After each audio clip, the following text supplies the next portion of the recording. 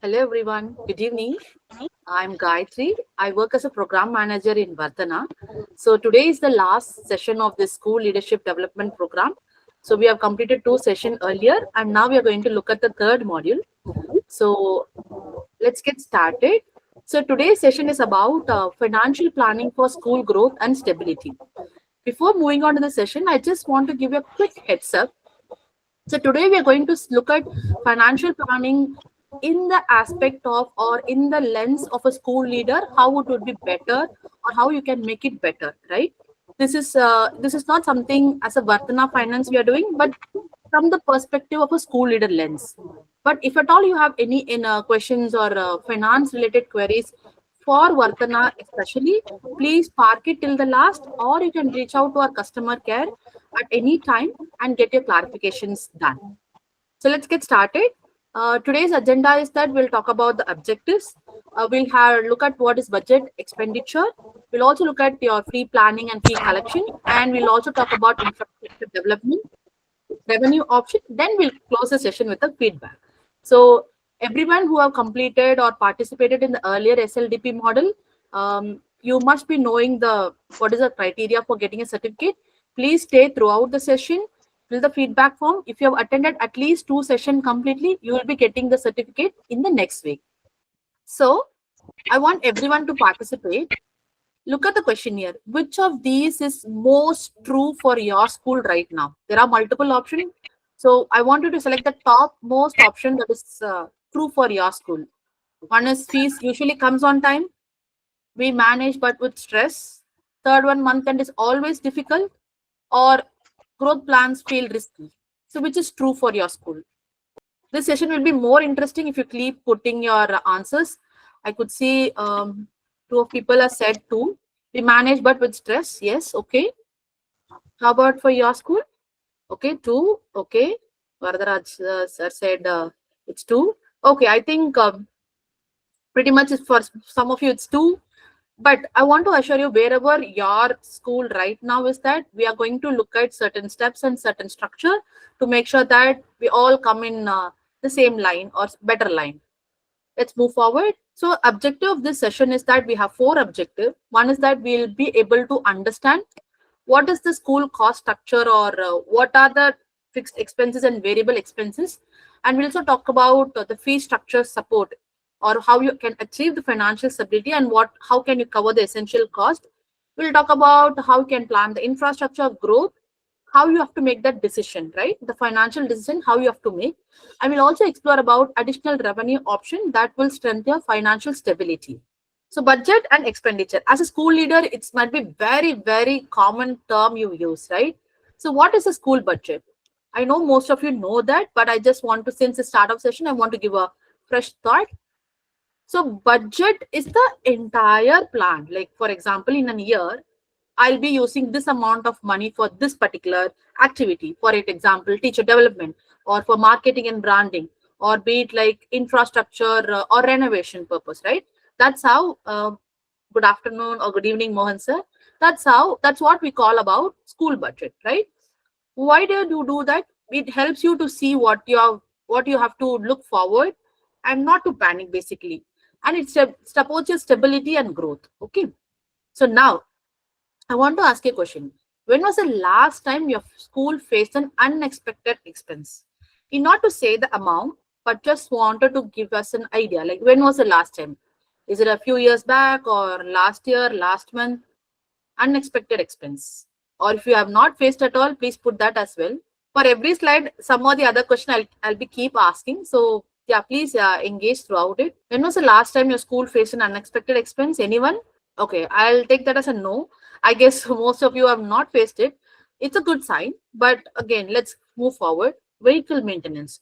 Okay, thank you for saying that, sir. Right? Sometimes you may not expect it. It all of a sudden stands up and gives you a good amount you have to spend on that. Thank you for saying that, Varadaraj sir. Now let's understand the school expenses basically. I'm not going to deep dive into financial terms, but I'm going to keep it as relevant to this session, right? There are two types of expenses which you obviously might be knowing. One is your fixed expenses, one is variable expenses. So can anyone say what is fixed and what is variable? From the name itself, it's very clear, but I want to hear from the audience? Okay, I'll move forward. So, what is fixed expenses? The expense you make or you spend in your school every month or every particular interval of time, irrespective of your whether the school is functioning or irrespective of there is a growth in enrollment, decrease in enrollment, whatever, right? However, your school is the situation your school is, you have to spend this amount irrespective of your school situation, right? That is called fixed expenses. Say your staff salary, you have to give month on month. What about, say, for example, the amount it requires to maintain the infrastructure, or if you have purchased a bus in a loan, the EMI you have to pay, right? And all the software you have purchased, say for example, the amount EMI or any security or service plus contracts you have, everything is fixed, right?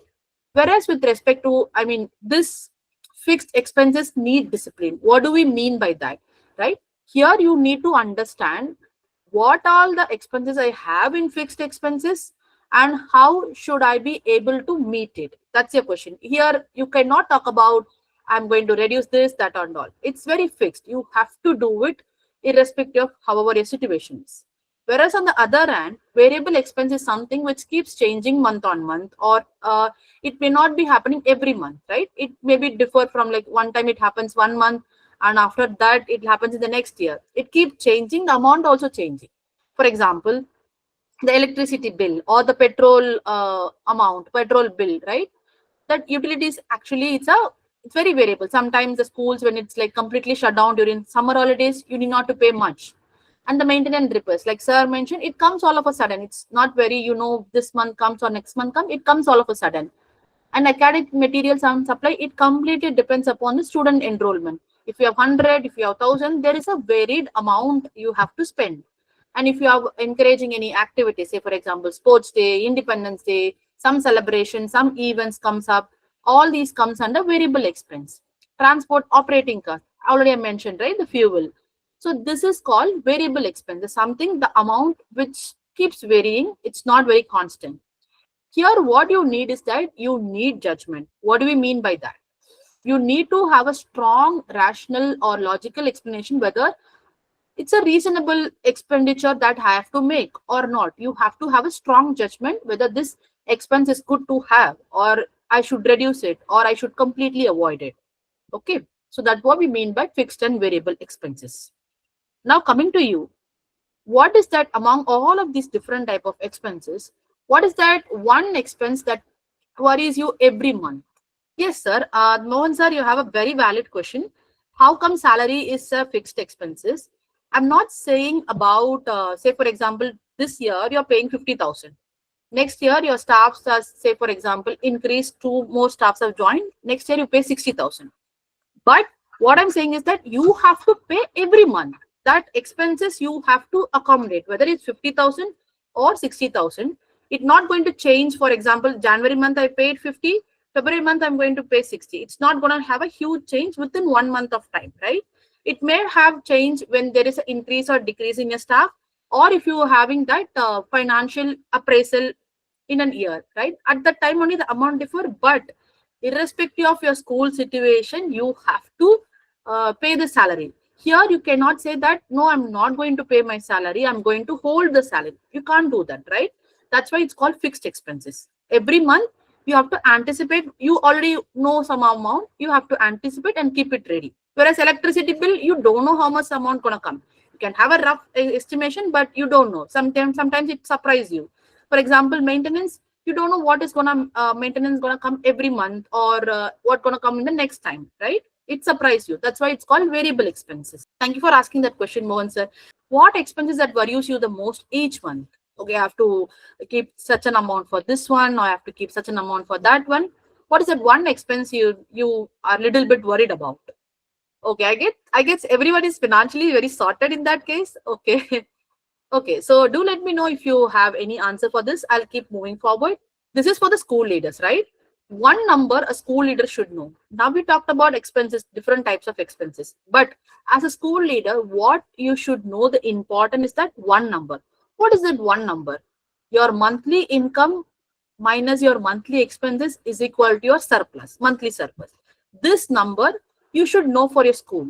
Okay, what do we mean by that, right? If you have surplus amount, you have some amount of breathing space. You can have certain extra thing going on, or you can plan certain things for the upcoming year or month. Whereas if you have deficit, that's gonna put a lot of stress on you. So for your school, you should be very, very clear about this number. You may not be getting the exact number, but at least you should be able to know the approximate number. So if you don't know that number for your school, please sit immediately and get to know. It's not for the accounts department or admin department to know this number. Their duty is to keep the accounts. But as a school leader, you should have a lot of awareness about what that number looks like, right? Just give a yes or no. Do you know this number for your school? Yes, no, or it keeps changing, whatever. Okay, Vanilla Paul says it's yes. Yes, thank you. Okay, that's great, right? If you know this number, that's great. You can start like looking at the opportunity to increase the value, the surplus value, if it is surplus. If it is deficit, again, you can look into the steps that you can take to make it surplus. But if you don't know this number, or if you're doubtful about this number, your first step is to go understand the number for your school, because the number is not going to be same for every month, right?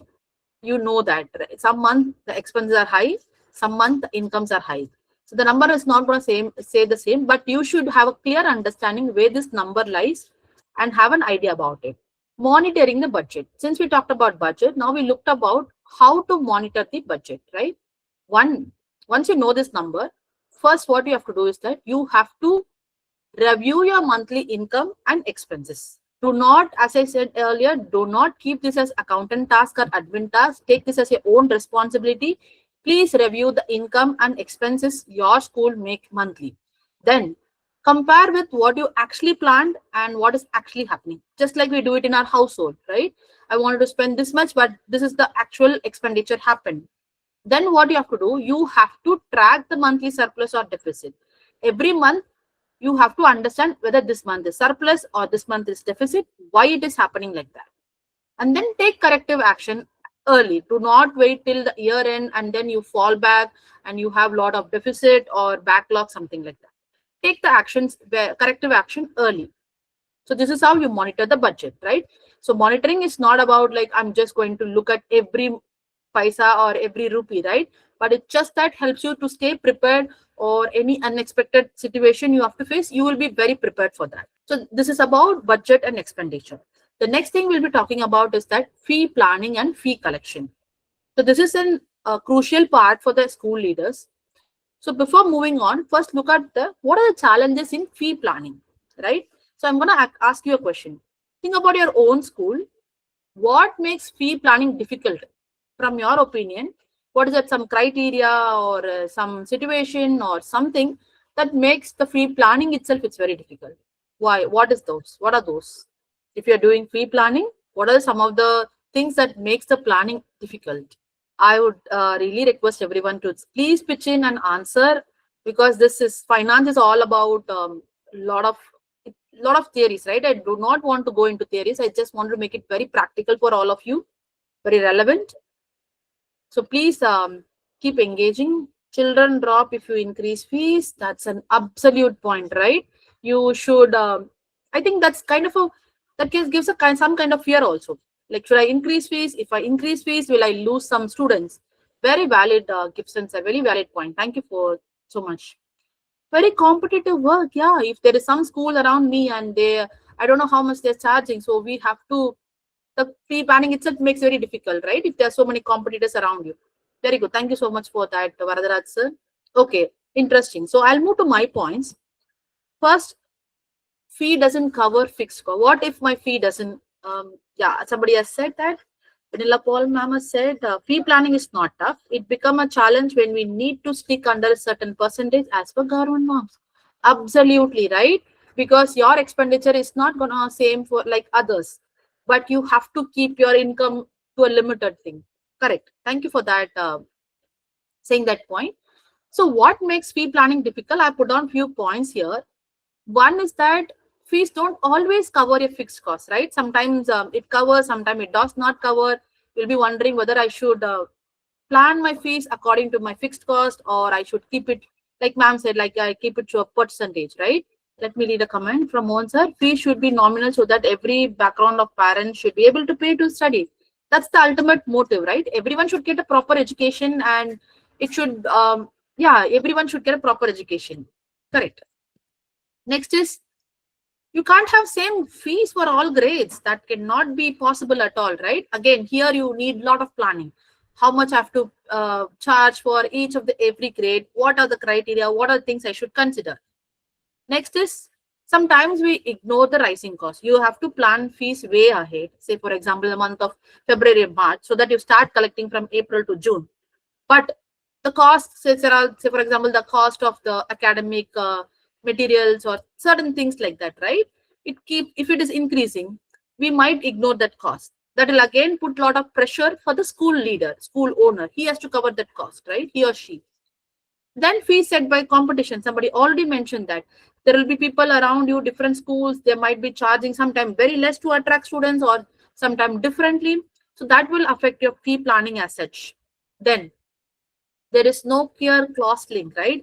I don't know what is the cost of certain things. So I don't have proper link of fees to my cost. Then fees not reviewed regularly. Just say, for example, I just assume I'm gonna charge like 8,000 or 10,000 for a particular grade, and I keep doing it, right? Whether I'm not reviewing it properly or tracking it, whether this is reasonable or this is affecting the parents or this is affecting the school, I'm not reviewing regularly. That will make fee planning difficult. What you can do, how you can how you can follow certain strategy for your fee planning. This is only for planning, okay? One, you have to link your fees to your school cost. For that, you should know what is the cost of running your institution, considering all the fixed and some amount of variable expenses. Say, for example, your fees must cover the fixed monthly cost. Variable cost, so we cannot predict. At least your fees should cover the fixed monthly cost, like salaries, rent, EMIs, all of those things. Okay, because you cannot invest on something new without covering these basic or fixed expenses. Then third thing, cost clarity is the starting point. How much it takes or how much amount I need to run the school is the first point of your fee planning. Yeah, like sir mentioned, it cannot be too much or it cannot be too less, right? It will affect either of the parties. So before asking what fee to charge, you must know what it is to run your school, at what cost my son's school is running, right? You should know that number. Then minimum fee safety check. This is another important point, right? I understand that we have to charge we have to ensure that every child gets proper education system, but to protect your school from facing financial instability, you have to have this minimum fee safety check. What do we mean by that? You have to identify what is the minimum fee I need to charge to run the school. Not about growth, not about development, not about renovation or infrastructure. Just the minimum cost I need to run my school, right? Basically, it covers your fixed expense, fixed costs or fixed expenditure, right? So that it takes away your financial stress to an amount. Okay, if I charge, say for example, 10,000 for a particular grade, I can run my school without much of stress. I can run my school. I'm not saying about I'm gonna do that or grow my school or bring a lot of projects, bring a lot of innovative programs like that. I'm just saying run your school. That you should know, right? So your annual fixed cost divided by total enrollment, whatever enrollment you have, that will be your minimum fee per child. Then you can do a little bit of correction according to the grade or according to the extra expenses they have. But this, at least you should, your fee should be able to cover the minimum cost. Next is design smarter fee structure. What do we mean by that? I think you must be already doing it, but again, I'm going to rephrase it again. You have to have different fee for different grades because of the cost it involves, right? You can have primary, middle, or secondary, or you can have some class-wise buckets, right? 1 to 3, 4, 5, 6 to 8, something like that. You have to keep reviewing your fees, and even if you're not changing, but please reviewer, right? Whenever it's necessary, you can change it. But say, for example, I'm not going to change my fees for the next for the next 2 years. Why you have to review, right? Do not do that. You don't know what are the expenses happening. So you have to review it and you have to take a right decision.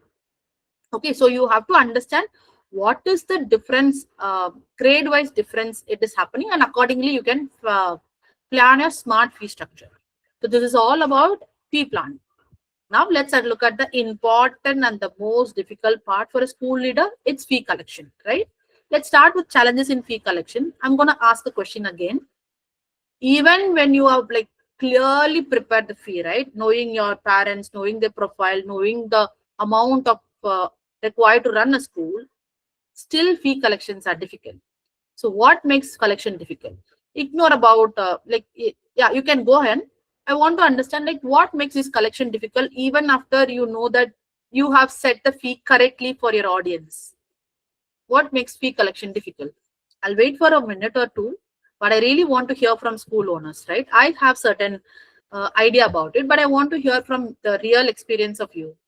Fees not paid on time. Exactly. Parents unwilling to pay on time.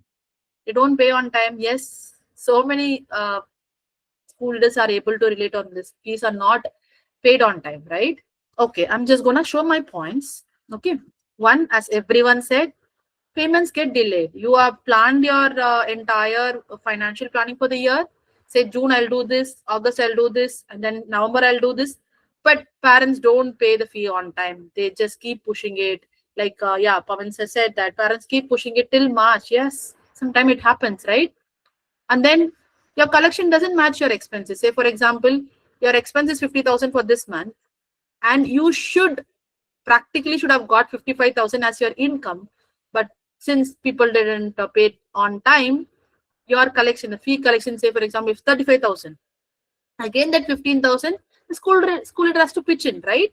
So your collection does not match your expenses at all. Cash flow is uneven. Like some pay fee in June, some pay in September, some pay wait till March and then pay. There is no clear idea about when will I receive what cash, right? That's very uneven. Then reminder feels comfortable. Sometimes we know that this education is completely a service oriented, so we feel the parent, we understand the parent situation also. So we feel kind of little bit uncomfortable to keep asking for the fees, right? So we try to cover from our pockets, we try to cover from our savings because we feel bit uncomfortable about asking them again and again. That happens with school leaders, right?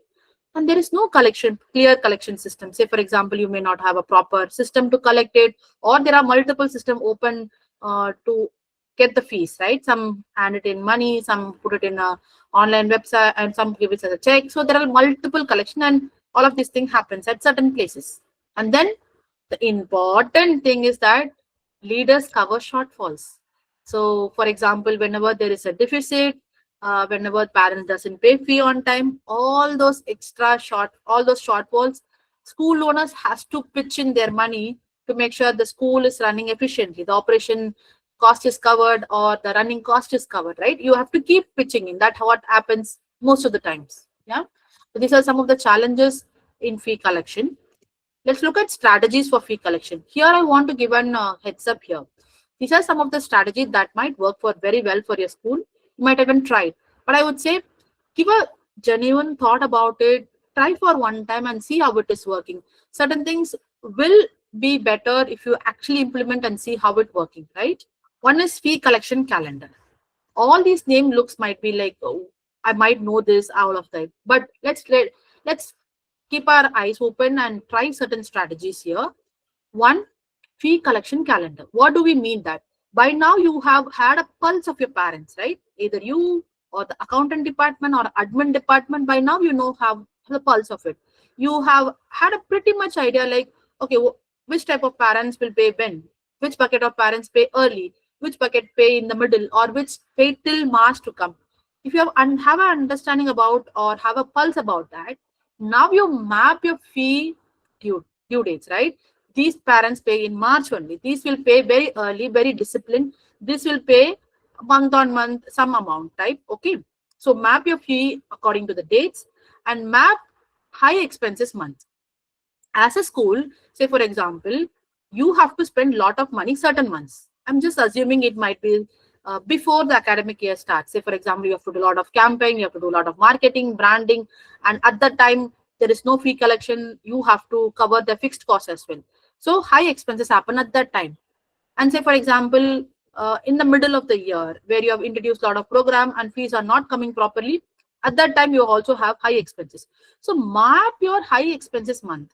For each school it might be different, but map yours. Say, for example, my if I have a school, I might map, say, for example, May, November and March are my high expenses month. I know why it is, so I'm gonna map it, right? And plan your installments accordingly. You know, you have the pulse, you have to plan your installment. If you are purchasing, say, for example, in month of May, somebody is coming and giving you a, say, for example, there's a beautiful program for you, but you know already this is a high expense month and you will not get a proper fees as well. So as a school leader, I will not engage at that time. I will keep it, park it, and I'll take it when I get a surplus amount in my account. Yeah. So whenever fees comes in, should match what goes out. That's the ultimate idea, right? This is the amount of fees I'm getting. This is the amount I'm going to spend. So you should have that. That's what the calendar is about. The next strategy is installment based collection. I'm pretty sure that many of you might be trying it in your school because we have different profile of parents in our school, right? You might have monthly, quarterly, so that the delays are already addressed. This you might have already tried, but I just want to rephrase it because this is one of the best strategies that can work for fee collection, right? Here the idea is that whatever small amount they can pay, let them pay. Idea is that they should get a routine or they should get a habit of paying money to the school, however small it is, right? They should get that habit. And I agree there will be certain percentage of parents will not get it due to multiple reasons, but yeah, we have to try what we have to try, right? Then predictable inflow supports planning. If you have this kind of installment based cash collection, through that you will have what is the amount I'm going to get in a month, and then you can plan your actions accordingly, right? So small amounts always better than large deficit. The third strategy is that buffer plan for delays. Don't always think about getting from your pocket or getting from your savings. You also have to have certain strategy. What happens if there is delay? Do not wait till the delay happens. Okay, because there will be certain percentage or 10-20% of parents gonna pay fees late. So you have to have a buffer plan already, not at the time they make the delay. Okay, so it is very predictable. If you have the numbers, if you have the data, fee delays are very predictable. If you know that certain parents are going to pay in this month, they're going to skip this month, by now you should be able to understand that it's very predictable, right? And you also know that your fixed cost, irrespective of how the field school's financial situation, you have to pay. Knowing these two helps you to like come up with a buffer plan. What is that plan? We'll talk about it later. But again, you should have a buffer plan so that if you have a buffer plan, you will not always go to your saving or your pocket whenever the shortfall happens. So your school is a separate entity. Your personal saving is a separate thing. Do not mix these both of the things. It should be a very high discipline maintained between these two accounts. Okay. Then build buffer gradually, right? Whenever you have this extra surplus coming, what you have to do is that you have to keep certain percentage go to this buffer plan. Whenever, say, for example, I'm going to get a good amount of surplus this month, instead of purchasing something new, I'll take certain percentage of amount and put it in my buffer plan so that whenever there is a delay, this buffer account can cover that. Basically, the idea is that build 1 or 2 months of fixed cost over time, not immediately, gradually build it. Say every month I have a fixed cost. I'm just giving a rough number. Every month I have a fixed cost of 10 lakh. So my buffer account should have at least 20 lakh so that if there is any delay, I will take from my buffer account, not from my personal account. This will not happen immediately, trust me, but gradually you have to build it. But have a habit of having that buffer account only for the delays.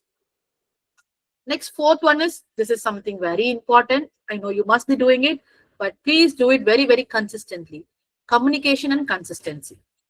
When the academic year starts, please set the rules very clearly that they have to pay this much of amount every month. I know you must be doing it, but keep emphasizing on it, right? Tell them tell them the timelines before, right? The fees you have to pay in the next 20 days, next 15 days, or next month. Giving them the heads up, like, hey, you have to pay fees this month, next month, something like that, so that they are quite prepared. They generally know, but yeah, from your end, you should have a proper communication. And please apply the same rules to all parents. I do know there will be some exception, but please try to apply as much as possible to all the parents, unless until there is a special exception cases. If you keep doing that, right, they will gradually pick up that habit. But if you let go of that consistency, they're going to go back to their old routine. Think in terms of a child, right? You have, how do you implant a habit in a child? But through consistent action. You have to consistently say, this is no means this is no, this is no. They're not going to listen first time or 10th time, but they will eventually listen 100th time or 50th time. But if you keep saying no to them, so that they learn it. Say, for example, you have told 10th time and 11th time you are quite tired and you say that, ठीक है, एक बार तो चले जाते हैं. Let's leave for one time. And they pick up that. Now you go back to the square one. You have to keep telling them, right? Do not do that. Same happens with the parents. Do not do that. I know it's very tough. It's where it put a lot of pressure on you. You want to run it in a very smooth and better way. All of these being said, but as a school leader, it comes with your own responsibility and what you call accountability, right? Please be consistent. Keep reminding them their fees, communication and consistency should be there. Yeah. So these are some of the strategy you can try. If not all four, just start with one or two which you feel very comfortable with it. So far we have talked about budget, expenditure, fee planning, and fee collection. Now we'll talk about, as a school leader, how to plan the infrastructure development for a school growth, because school growth is also equally important for a school leader, right? You cannot just run the school just like that. You want to move forward, you want to upgrade, you want to bring the better education system for your children. So how to do that? What you have to consider before doing all of those things. Yeah. So what to consider before planning infrastructure development? Now, question for the audience. So whenever you made the last infrastructure investment, be it like building or some renovation, some software or digital system you bought, what triggered that decision? Think of any investment you have made the last, right? What triggered that decision? It can be from competition. Think well and just reflect. It's a place to reflect. There is nothing right or wrong in that. Nobody's going to judge anyone here. Just what triggered that decision? Desire and need to grow. Yes, right? True. So thank you, Vanilla ma'am, like for saying that. It's the desire for every school leader to give the best or to grow their school, to meet the requirement. Absolutely. Yes. Wonderfully put down. Anything else? What triggered your decision to make that investment? So we're all human, right? We tend to make sometimes emotional decision. Rather than looking at the number, we make a lot of emotional decisions. So I just want to understand your thoughts on that. Okay, if you have any thoughts, please put down. Meanwhile, I'll show you my points, right? One, decision derived by urgency. Say, for example, if somebody is offering a wonderful program or at wonderful cost and they want you to purchase, they're giving you just 1 week time, right? So you have to make decision. If you lose this, a nice offer will go. So you make a decision at that time. Yeah. Then, without understanding the full cost of it, you make the decision. For example, you buy a new software or an online program. You have just thought that it's going to cost this much, but then the maintenance or every month the must pay amount, it keeps adding, right? So when you're buying, you don't explore or you don't fully understand the total cost is going to have, right? Or be renovation, if you want to have 2 more classrooms, in your mind or in your calculation along with your engineer, you estimate this is the cost gonna happen. But sometimes the cost increases, so this is what happens, right? Then fear delays upgrade. Sometimes you'll be like, what if my competitor buys it, right? What if my next school buys it? I also want to upgrade. And you feel that, what if I increase fees, my children, so few children will drop out. So all this fear again comes for your decision, becomes your decision makers.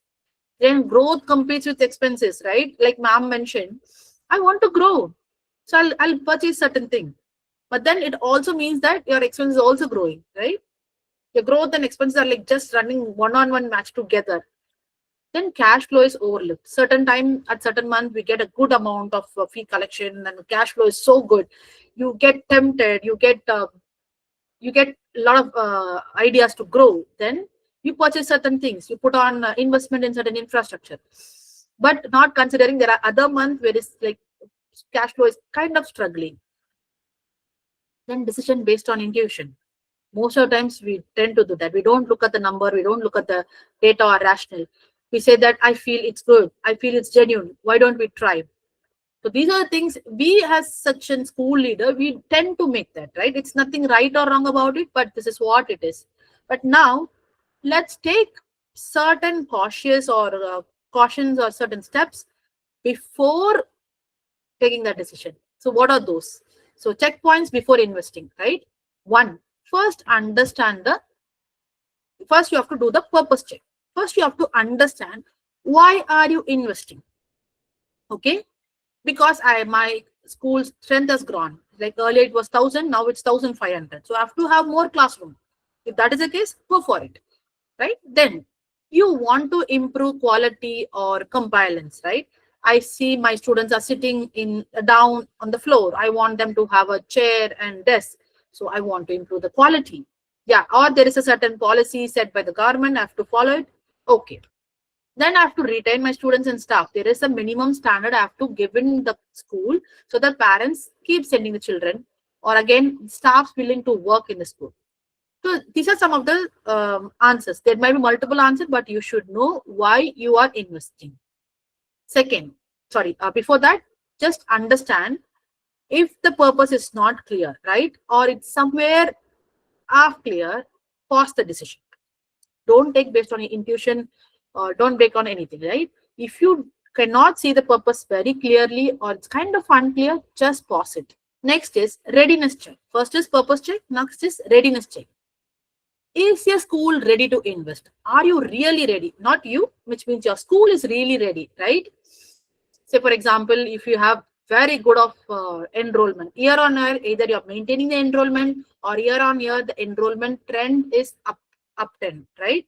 It's increasing, or you know the fee collection predictable. Even if it comes at different month, but at least you know my fee collection, what happens at every month. And there is monthly surplus available. If you're able to say yes for all of these things, that means your school is kind of ready to invest, right? So what it ultimately means is that the growth is an important aspect for school, but it should be built on stability, not hope. You cannot say that I'm going to buy this program or do this infrastructure improvement. I hope things will be better. That cannot be a statement.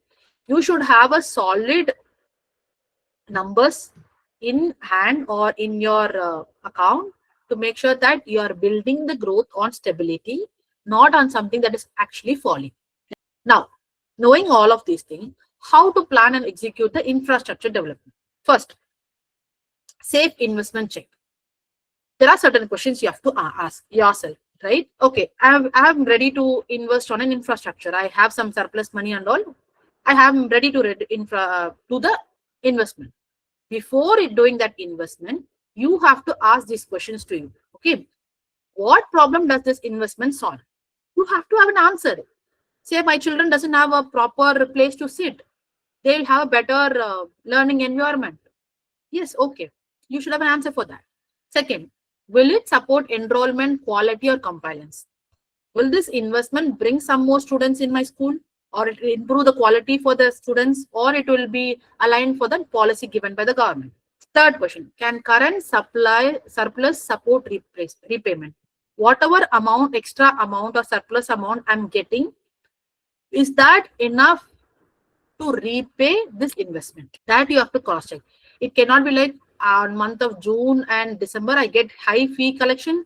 At that time, I have surplus money, so I'm going for this program. No, you should have, because this program, if you're investing, it's going to be month on month or some heavy amount you have to invest, right? You should know that your surplus is able to cover the entire repayment. Ask all these questions before you make any investment. Okay. Second thing, match the EMI to the cash flow. If this investment has some kind of, you are going for a loan, you have to do one EMI, right? So you have to match it with the cash flow. all the EMI should align with the fee cycle. This, how I'm saying is that you cannot really adjust the EMI, but I know that make sure whatever fees you're able to collect, that should somehow match the EMI, right? Then monthly surplus must cover EMI. Whatever surplus you are having, that should cover EMI. For example, for the next 2 months, I'm not going to get good fees or fee collection properly. My surplus will be used. So your surplus should be able to cover your EMI. It should not be that your EMI is so high than your surplus. Then again, it's gonna put a lot of pressure on your own financial account. Third, avoid stretching beyond comfort. I understand we all have desire, we all want to grow, we all want to give good for our children or community, right? But do not stretch beyond your comfort. Do not put yourself under stress, right? Third one, choose right funding option. This is something for all the school leader coming from me. Please, you have to understand what is the right funding option. There are multiple funding options, but due to urgency or due to intuition, we might choose the wrong funding option and we end up putting ourselves in a lot of stress and burden. So what do we mean by right funding option? You know what kind of expenses you have to go for which kind of funding. For example, loans will be suitable for investment, which will get you back certain income. Okay, for example, if I build 3 more classroom, I can get 200 more students or 50 more students. That will eventually increase my income, right? So I'm gonna go for loans. That makes sense. But for example, I'm buying loan to buy a digital program.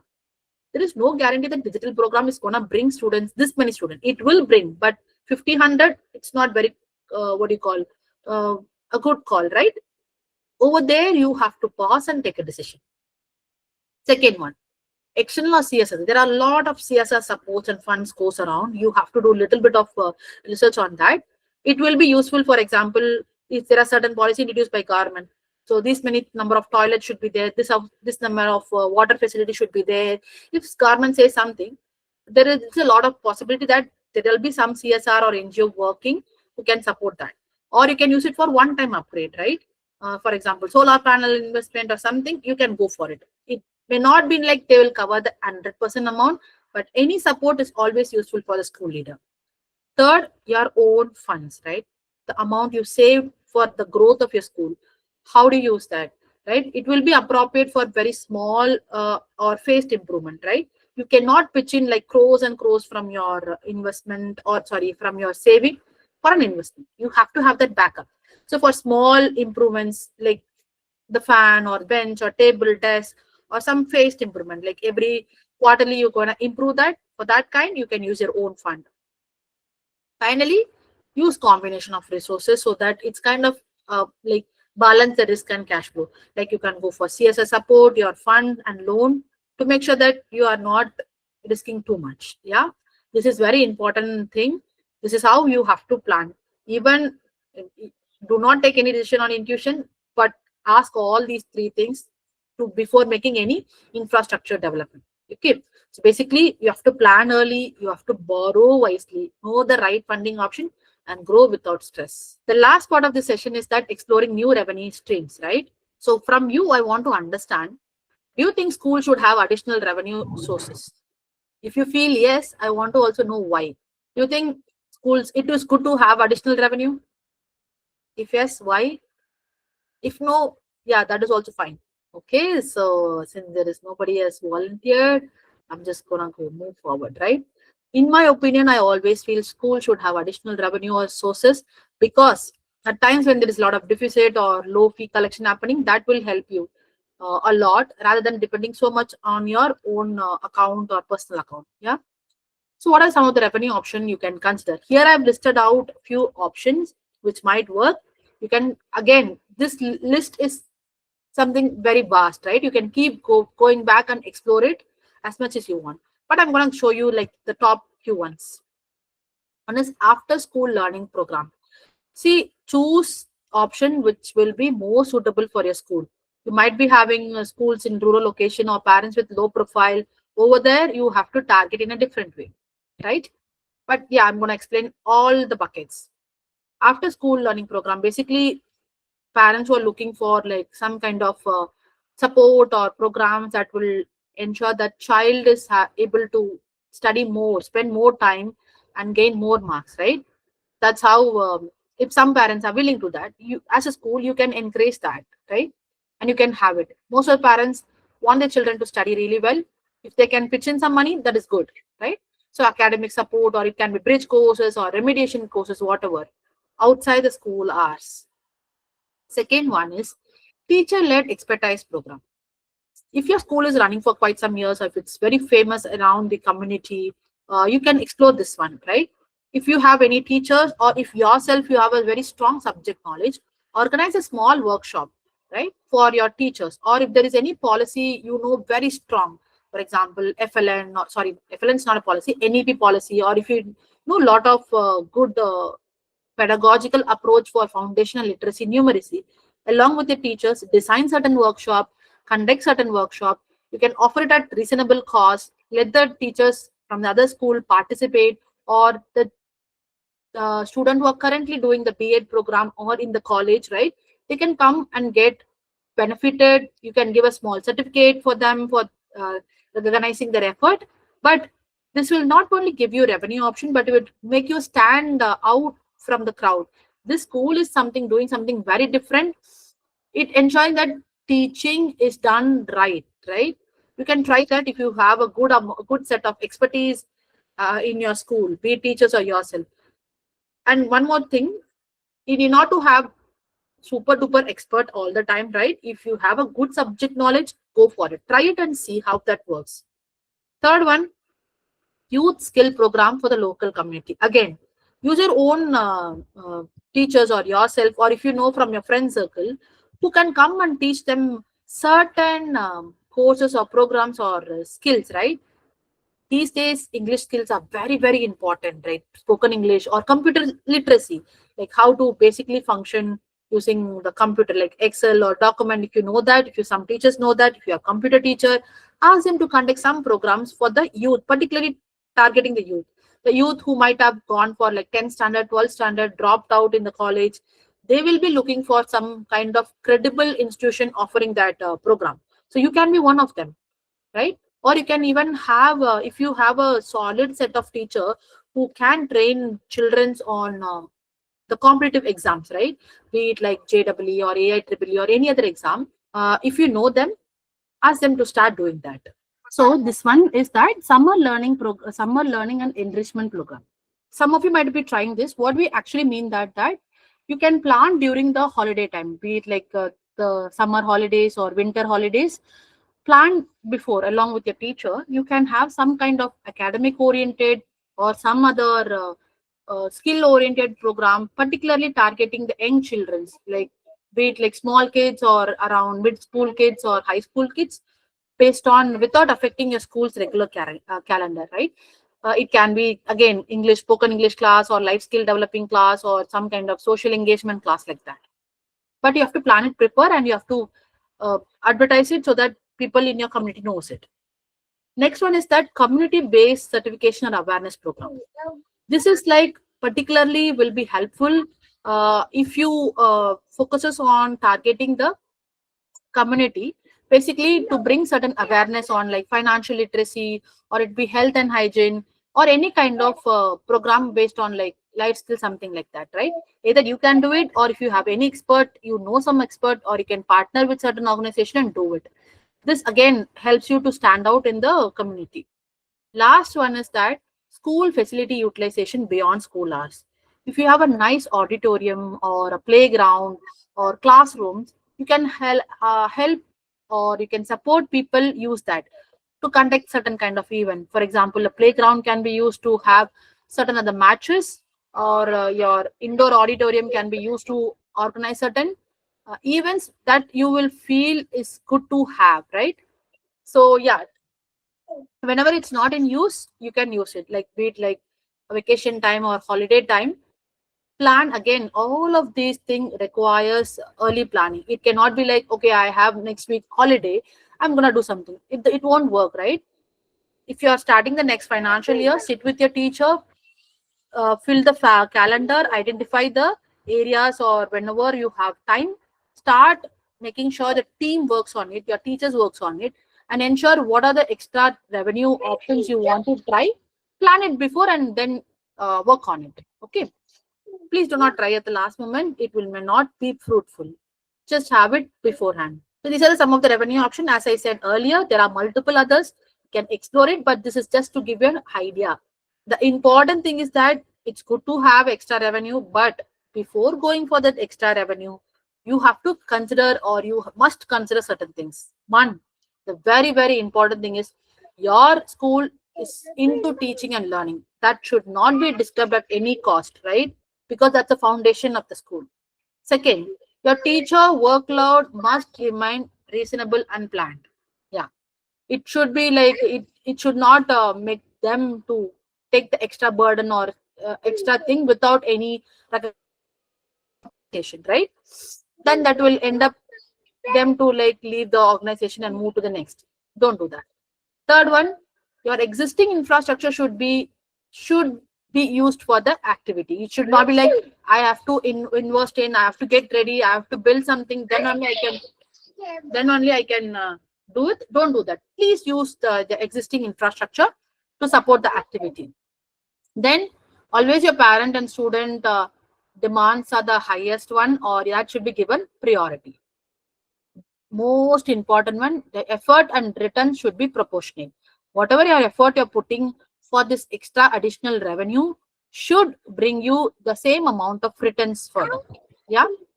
Then another important one, this extra or additional income should be tracked separately.